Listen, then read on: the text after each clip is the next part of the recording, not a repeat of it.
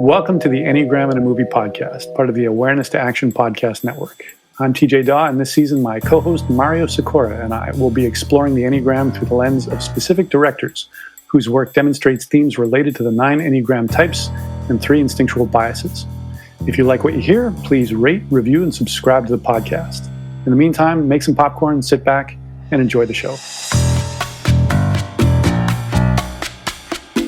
All right, so that's Thief. Now, when it comes to Heat, and when I was watching this this time, it almost struck me that it's like they got together, Michael Mann said, you know what, I really want to remake Thief in a different way and do it bigger and better and, in an updated sort of way. There were so many similarities in these two movies, including use of the word slick, right, as a nickname, right, that appears in the first one. Even though Frank and Neil Macaulay, or was it Cauley or Macaulay? I don't remember now. Macaulay were different sort of characters in a way. They weren't that different, right? And kind of the themes that we see. So, TJ, why don't you tell us about Thief for anybody who hasn't seen it? Or Heat, rather. Yeah. I'm sorry, Heat. Yeah. Heat, sorry. Yeah, here's another spoiler-filled summary.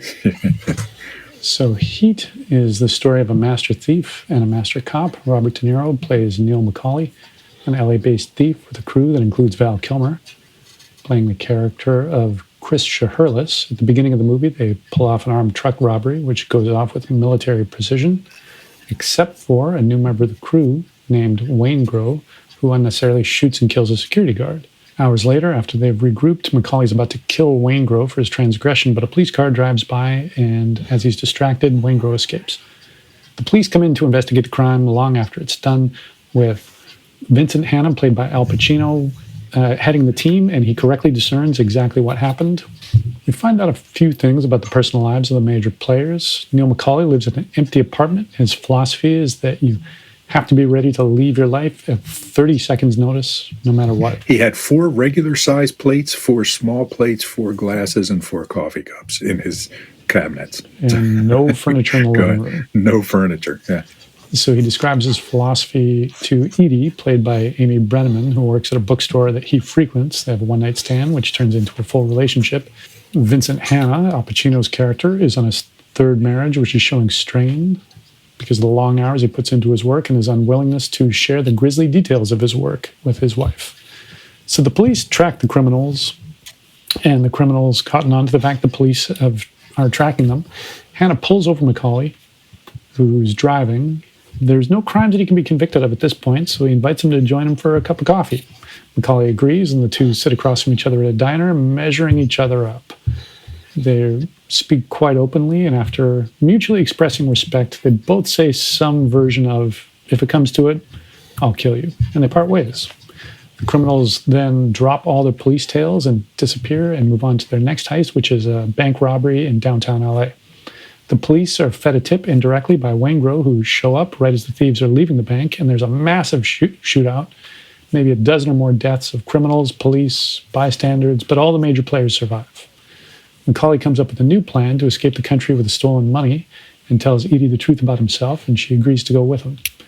The police leak the fact that Wayne Grove is staying in a hotel near the airport under a pseudonym. Macaulay takes the bait, turning up at the last minute to exact revenge against Wayne Grove. Pulls a fire alarm at the hotel, and in the chaos that ensued, he gets into Wayne Grove's room and kills him. He escapes with Hanna in pursuit. He makes eye contact with Edie, which is enough to say, we're done. Then he runs off, making his way to the hangars and runways of LAX. And then the cop and the criminal stalk each other in the dark, and eventually Hanna sees Macaulay, shoots him, and kills him. And Macaulay dies in Hanna's arms. Tom, why don't you tell us your thoughts on Heat and Enneagram Type 8? I thought it was a shadow play, like I said before. I have a little trouble with shouty Al Pacino. He's got 2 modes. Yeah. One of them's real subtle, and one of them's really overdone and has familiar gimmicks each time he does it. Like he'll make his eyes really big when he's trying to sound threatening, but he didn't. I thought he was trying to play an 8. Basically, I didn't think he quite pulled it off, but De Niro was quite clear as sort of an 8 with in my parlance, a 9 wing. The kind of numbness and the kind of lack of affect and a receptive quality in a way, except his intuitions were all, dedicated to sussing out betrayal and, related to his criminal enterprises of various kinds. This film was made before. Michael Mann made a TV movie in 1979 that was like a rehearsal, like a first draft of Heat. And apparently the opinions on it were mixed, but he said it really helped him work out the eventual 1995 film. But it was pretty tight. And one of the things he said about it that stuck with me was he said he wanted to go into the universe of each character and make you feel what their life was like and what their world was like. And I thought he really did that, and it accounted for some of the segues in the film and some of the, the difference in pacing, but it really worked too. And plus he had just an array of very good actors, one after another. It was really well cast, just down to the minor parts. And very intense, and very much a crime story, and very much a people being sociopaths, on which is a hazard on the low side of 8. Russ. Yeah, I mean, some of the things we've already touched on. I think yes, there in a certain way, Heat was kind of Thief on steroids. It's just the bigger, bolder version of some of the same thematic elements. But again, this detail, like, I don't think when I first saw that, when it came out so many years ago, we all were ooh and ah, because no one had ever shown this sort of ingenious criminal plan like they did in there. And I as I watched it, I was suddenly going, this is what Christopher Nolan picked up on for the Batman movies. And I looked it up, and indeed, he said Heat was an enormous influence on what he ended up doing on his later films, to actually show you the mechanics of what, and that serves a very interesting function in the film. There's a certain way that this film, you can't say this film has any standard view of morality.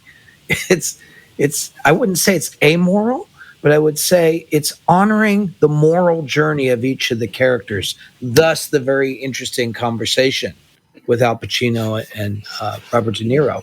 They both have their codes. They recognize and respect each other's codes, even though they're on opposite sides. There was a lot, and this relates to what you're saying about Shadow also, Tom. There was a lot of the parallelism of people on these different forces trying to work things out, trying to solve the problem, trying to get to what they were doing, trying to prevent the other guy from getting them, So that was very interesting. But I don't when I saw that film, I'd never seen anybody show that kind of detail. And I guess what I was also saying is that gives you a kind of respect. These aren't just simple thugs clunking somebody over the head and pulling money out of a cash register. There was a tremendous amount of talent and intelligence that went into this criminal action. In fact, I have also read that real criminals studied this movie and got ideas from the capers they pulled off in the movie. Yeah, in fact, one of those was when a few years after this, some bank robbers dressed up fully in bulletproof outfits and had a shootout with police that really changed the way policing was done, because they had automatic weapons and the police pulled up with their revolvers, and a number of them were killed because they were completely outgunned by this. So it did have that impact. Yeah.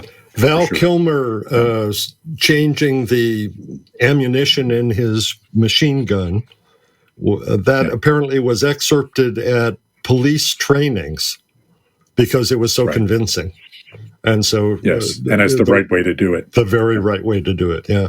Yes. And again, the realism, because I also read, as I was studying this film, by the way, I just say it's a film I've always admired. I've always thought this was a great movie. One of my favorite crime dramas of all. just brilliantly done. But I think the key actors in it had to go get training in the use of automatic weapons. So again, it didn't look fakey. So they looked like guys who knew how to handle a gun. Yeah, it's like hyper realism. And in fact, in that shootout scene in the streets outside the bank, they recorded it. You know, if you ever listen to this on a good television with a good stereo system, it is really, really loud. And they recorded it with full load blank ammunition in order to capture that, right? So he wanted that realism. For me, this movie is something I've seen, I don't know how many times. I saw it in the theater when it first came out. It's one of those movies that if it is on television, I will watch it. You know, if it's the last 10 minutes, if it's the first 10 minutes, I will just sit down. In fact, there's a podcast that I really like called The Rewatchables. That's part of the Ringer podcast network that actually started because the guys wanted to talk about rewatching the movie Heat so many times, right? And they've, so I highly recommend the podcast, the Rewatchables, and particularly when they talk about this movie Heat. Most recently, they've talked about it 3 times on the podcast. Most recently with Michael Mann as well. So really good listening. So a couple of things. Again, number one, very 8-ish throughout. It's hard to find a character that's not a type 8 in some ways, or a lot of actors were 8s too. Exactly, Tom Sizemore, Danny Trejo. Trejo, yeah. So that was there. You know, the Pacino performance. The more times I've watched this movie, the more I've come to appreciate Pacino's performance. I agree that he's overacting on a lot of scenes. I have come to find out that there was some backstory that they didn't include, right? Number one is that he had probably a methamphetamine habit, right? That spurred some of that. And when you look at Pacino throughout it, he drives fast. He does everything fast. He talks fast, right? And with some of the over-the-top acting stuff, and I completely agree that Pacino, that's his downfall as an actor, right? Yeah, the whole ooh-ah thing from Scent of a Woman, all that. But they were talking about how one of the things that a cop needs to do to manage confidential informants is to keep them off balance, keep them intimidated, right? So to yell at them, to caress them, all these sort of things. Yeah. So I think some of that, a little bit of that went into the performance. I do think the scene in the diner between the two of them is a masterclass in acting. I mean, I've just watched that so many times, and just it is just amazing to watch, right? That Mann seemed to say they improvised to a large degree. Yes. And in fact, I was watching something where they showed the script of it, and most of it was handwritten. There were handwritten notes all over it because they were doing it as they went. Fascinating thing. So for me, there were a couple of things in it that were particularly 8-ish. Again, we get that deadness inside. We get a lot of the same themes in De Niro's Neil that we saw in Frank, around time, around making up things, around, trying to build this life and feeling like I'm running out of time. And frankly, what does time represent? It represents life. Right. It's again, it gets back to this thing about vitality. I am running out of my life. I need to capture it. I need to make something of it. The Pacino character, I think there were a lot of really strong 8-ish things. My favorite of which was actually when he goes home to find that his wife had, in her words, degraded herself with this, what was the guy's name? Does anybody remember the guy that she slept? I remember the guy. I don't remember his name. Yeah. So I've seen him in a lot of movies. Yeah, Xander Berkeley is the actor's name, but I forget the guy's name in the character's name. But she said, Ralph, I had to degrade myself with Ralph to get your attention. And Pacino, Vincent, is not upset that his wife slept with Ralph. He's not upset that Ralph is still lounging around his house. What is he upset about? Who remembers? The TV. The TV. Watching You're TV. sitting here watching my TV. So you can sleep with my wife, you can sit around in her house, but you're not going to watch my goddamn TV, right? And it made me think of, and I'll tell you, one of the reasons that rang so true with me is I met a guy back in a period of my life that I don't typically talk about, who actually shot another guy after he found him sleeping with his wife. But it wasn't because the guy slept with his wife that made him shoot him. It was because the guy drank his last beer after doing it. Right. So, so that for me makes that scene run true of kind of psychopathic sort of eight-ish characters, right? Is that you violated that code, of you don't watch a man's TV after you sleep with his wife. You don't drink a man's last beer to add insult to injury, right? So, well, it's displaced also. The anger comes out indirectly. I wouldn't say he wasn't upset about his wife sleeping with the guy, but he focused on the TV, and that became its own symbol. And then what does he do with the TV? Yes, he kicks it out the door of his car, as he's getting ready to take off. Also, what was interesting to me there, and that kind of rang true, is because right after he leaves there, he finds her daughter, played by a young Natalie Portman, that attempted to commit suicide. How she got into his hotel room, I'll never know, but there she was in the bathtub, bleeding all over. He takes her to the hospital, and, he's right back with his wife, in the hospital. It's like, bygones are bygones in this sort of situation, and they kind of have this tender moment that was interesting. Are you interested in learning more about our approach to the Enneagram? Go to awareness-to-action.com and check out our certification program. We offer a clear, concise, business-friendly, and science-minded approach while maintaining the depth of traditional approaches to the system. At Awareness to Action International, we're the leading innovators in the theory and pragmatic applications of this system to all aspects of the work environment, including leadership and personal development, team building, diversity and culture, and managing change. However, this approach is not just for the business world. A lot of people who attend our trainings do so for their own self-development or spiritual growth. Our certification program is one of only a handful of curricula accredited as a school by the International Enneagram Association. It is currently being conducted virtually and combines live sessions with asynchronous learning. Again, find out more at awareness-to-action.com. TJ, what else about? Well, just to build on that, the tenderness of eights is something we talked about briefly at the beginning, but we haven't talked about specifically with either of these movies, but it shows up in both, and it makes these eight characters very multidimensional in that, there's a scene where he rushes Natalie Portman to the hospital, and he's very gracious with his third wife that he's on the outs with. And there's a scene earlier where Wayne Grow, who's a psycho eight, basically, doesn't seem to follow any code, kills a sex worker. And when the body's found, there's people outside the police line, and the mother shows up, and Pacino's there to investigate, and the mother bursts through, and he hugs her and holds her very strongly. So there's the tenderness combined with the strength. And you also see this in a scene when De Niro confronts Val Kilmer's character's wife.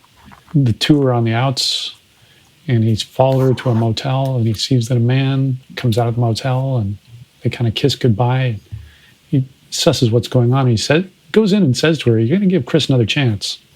Let him back into your life, make a go of this, and if he screws up next time, I will set you up in a new apartment myself.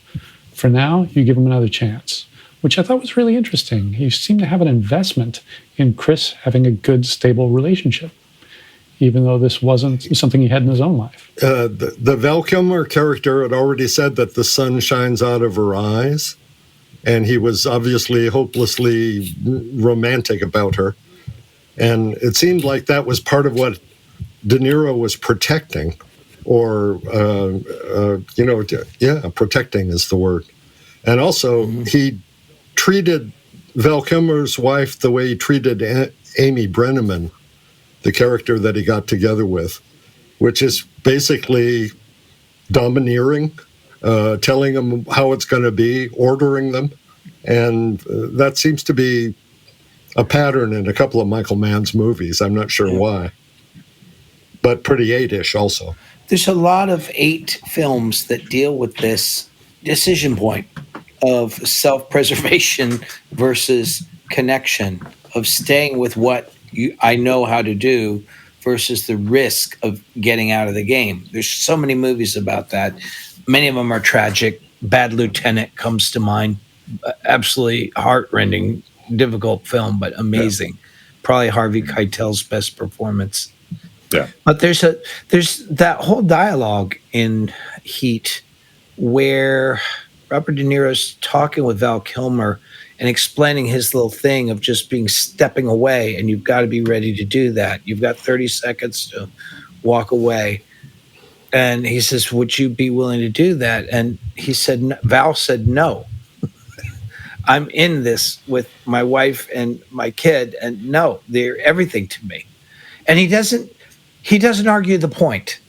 Robert De Niro doesn't argue the point. And in a weird way, I think it's through very dense issues and so forth, he feels protective of that little bit of innocence that one of the only people in the world he trusts has something that he had to give up on. And I also think that it's him seeing that in Val Kilmer that makes him take the risk of approaching Amy Brenneman. There's a whole subtle thing in there that we talked about at the beginning, but independence, autonomy, don't risk, don't depend on anybody, but damn, wouldn't that be to feel that way about somebody? Yeah, I think that was a very touching part. It really humanized for me the De Niro character.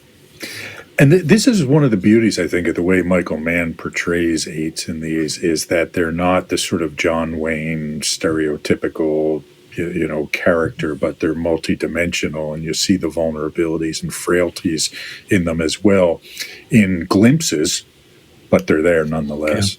Yeah. TJ, more on? Yeah, and we see that a lot with Frank in Thief, in that the fact that he wants a family is really interesting. The fact that after he successfully robs the bank in California, there's that scene at the beach, which seems like the resolution scene. Jim Belushi's playing in the waves, getting his wife to play in the waves. Frank's not. He's there with Jesse and the baby, and he's just being really kind and gentle and holding the baby, and he's not exploding with energy. Same with when he visits Okla in prison. Very quiet, very tender, opens up, tells him about, I'm seeing this woman, and Okla recommends, saying, if you want to marry her and have kids, you should do that. He says, yeah. Then when Leo says, I can get you a kid after he's been turned down by the adoption agency for being an ex-con, he says, what do you want? Do you want a white baby, black baby, whatever you want? I can get it for you. And he stops and he thinks about it. He says, I want a boy. So he's got a tender heart beneath this powerful exterior. And it's very easy for 8s to be presented in a movie or in an Enneagram workshop as if they're made of rock, as if there isn't that layer of tenderness that's there underneath, beneath that tough, intense exterior. Yeah, another director I suspect is probably an 8 is Ridley Scott. And Ridley Scott, who I know people who know him, but his classic 8 movie is Gladiator. Right? That this guy they try to break him, smash him. He's betrayed. He's taken down. He's sold into slavery, and yet he will not give up his honor till the very end. And the only thing that keeps him going is that love for his family that he lost. I used to say, if I want to see my 8 friends have a good cry, I take them to see Gladiator. Just no one can resist it. But but that theme is a big 8 theme. That can I risk really loving someone the way I know I do down there? Can I dare to have that vulnerable connection? The very thing we talked about at the beginning. And I think it's a pretty universal theme that I think most people can relate to. You're saying one thing that is, I don't know, to me makes sense in terms of 8s in relation to themselves is that they try to overpower their vulnerabilities and bully their own vulnerabilities in a way that is meant to keep them safe. It's one of those paradoxical back to front defenses. And the bottom line within that, the emotional logic in very unhealthy eights is, if I can just murder my vulnerabilities, then I'll keep them safe. I'm working with a guy who had a minor role in Heat. He was one of the cops, Schwartz, played by Jerry Trimble, who's a former world kickboxing champion, working with him on a monologue about his life. So I asked him what it was like. What was his impression of Michael Mann? And when I asked him this in person, his immediate response was, "Oh, he's intense." And then I got him to email just to elaborate on that. And this is an excerpt of what he said. He said he was very methodical and distinctive in his attention to detail, so much that everything had to be perfect. Every aspect of the movie had to be just right.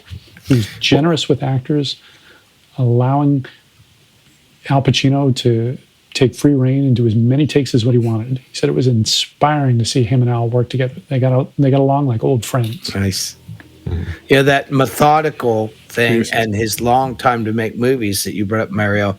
Let's remember, what movie got him interested in film? Dr. Strangelove, directed by who? Stanley Kubrick. And what is Stanley Kubrick known for?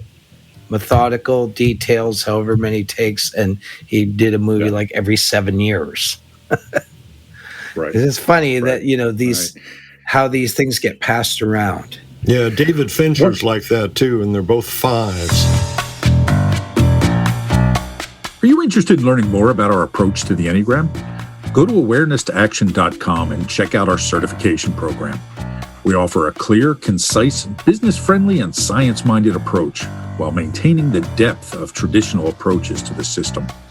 At Awareness to Action International, we're the leading innovators in the theory and pragmatic applications of this system to all aspects of the work environment, including leadership and personal development, team building, diversity and culture, and managing change. However, this approach is not just for the business world. A lot of people who attend our trainings do so for their own self-development or spiritual growth. Our certification program is one of only a handful of curricula accredited as a school by the International Enneagram Association. It is currently being conducted virtually and combines live sessions with asynchronous learning. Again, find out more at awareness-to-action.com. So one more point about Type 8 in the movie Heat that I want to say, and then we'll talk about some honorable mention movies. And it was already referenced, the scene where the sex worker's mother comes to the crime scene.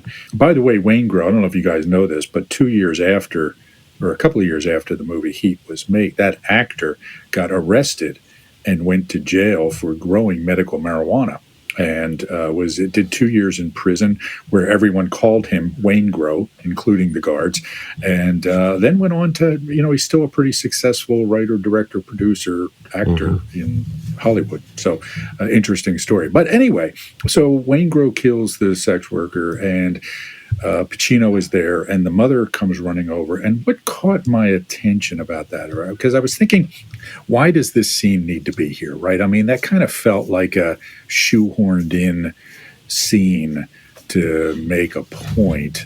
And I'm asking myself, okay, is it to show that Pacino has this sensitivity, right, and to comfort this woman? But I thought, that's kind of been made a few times. But what struck me the most recent time is that Vincent is almost absorbing this woman's pain and suffering, right? As he hugs her, you can see her go from hysterical to as calm as one can be, on finding out that one's daughter is married. And so that hugging of her was this sort of, I will take this on for you. And I think that's a theme with Vincent, of him carrying around all this suffering, almost so that citizens don't have to, right? So that other people don't have to. He talks about his dream where he sees all these dead people with 8-ball hemorrhages, blackout eyeballs, who, are just sitting there not saying anything but looking at each other.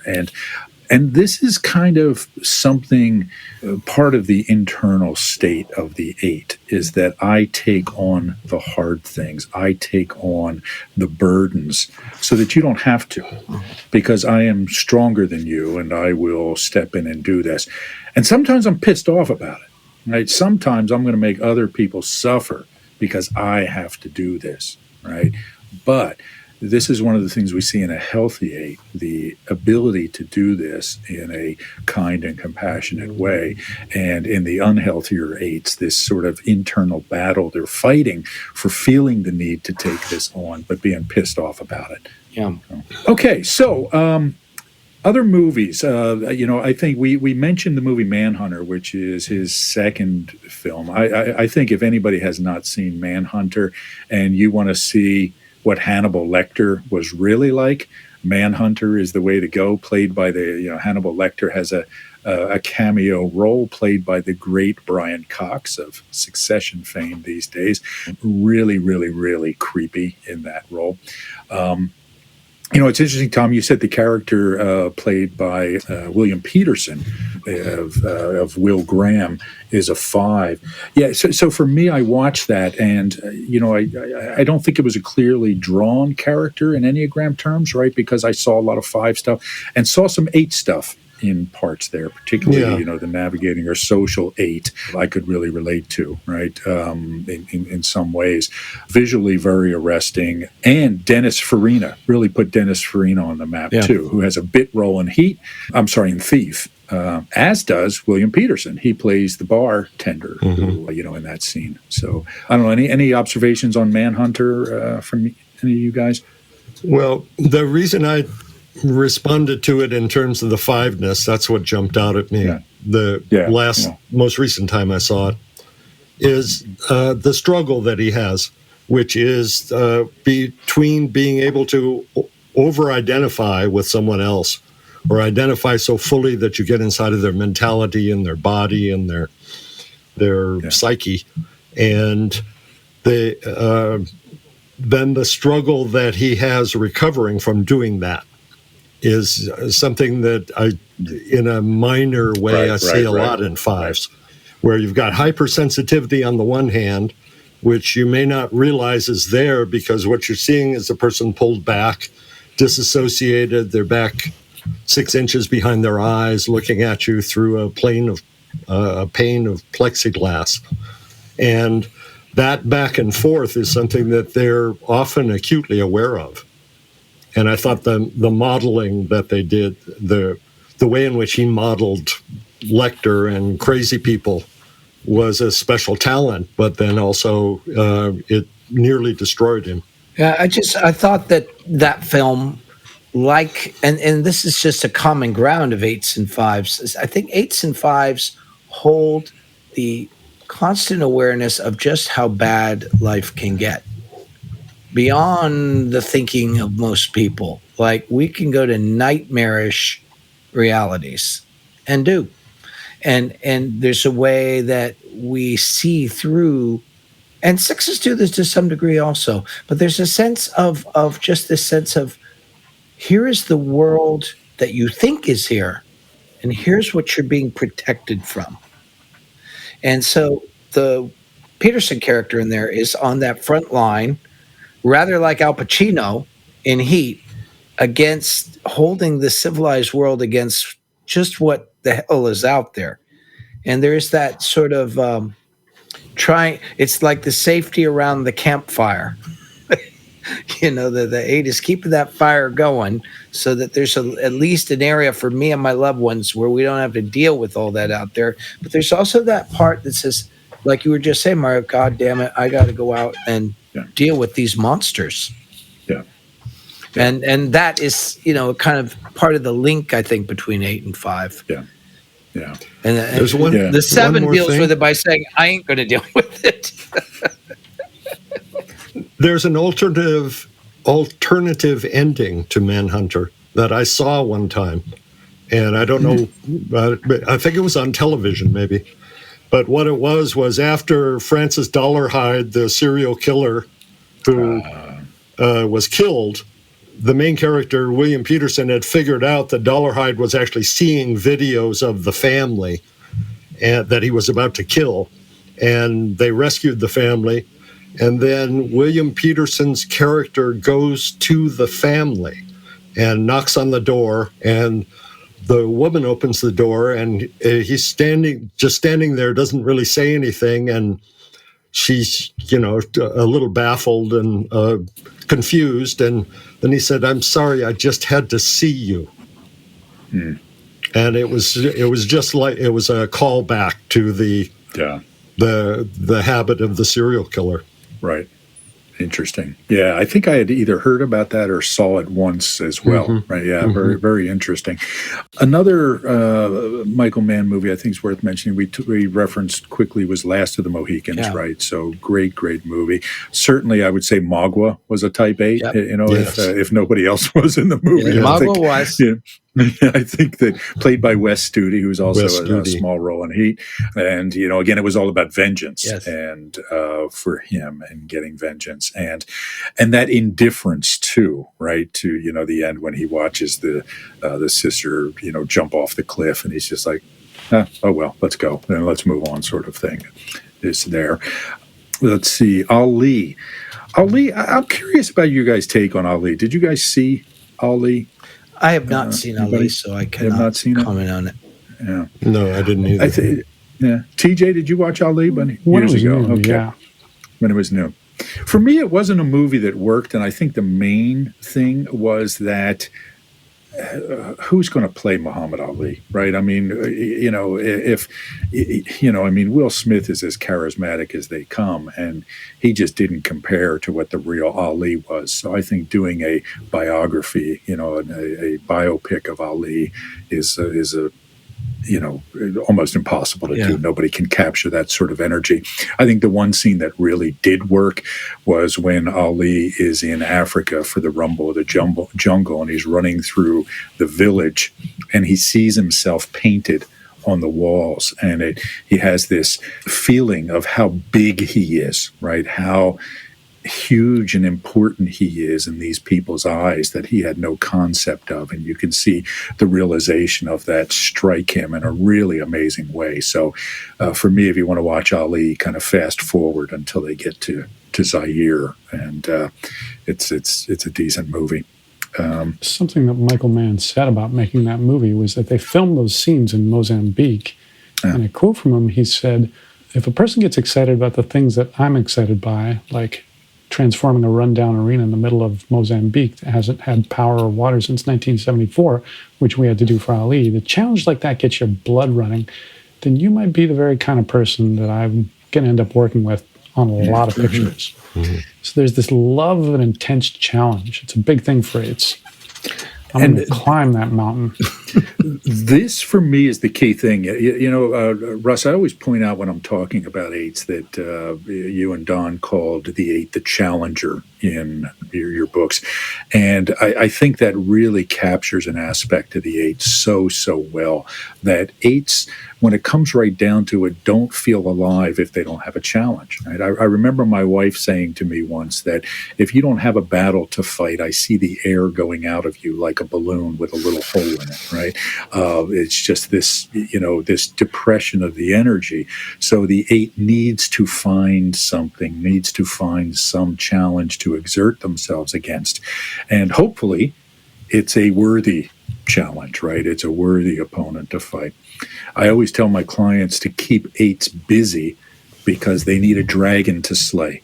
And if they don't have a dragon to slay, they're looking around the room and people start to look a little green to them, right? And so you're going to become that target if a better one doesn't come along, right? So eights really need to understand that need for a challenge, that motivating factor of a challenge, and learn to manage it effectively. Yeah. So. Also, if they're running away from something, going towards the boredom and the deflated feeling and going into it and letting yourself experience it sometimes takes away the need to compulsively challenge. Vincent Hanna has that critical line about what motivates him. I am what I'm up against. Mm-hmm. Yeah, she says it really great to him. I wrote this down because I wanted to capture this. She says, "You don't live with me. You live among the ruins of dead people. You revel You read the terrain, you search for signs of passing, for the scent of your prey, and you hunt them down. That's the only thing you're committed to, right?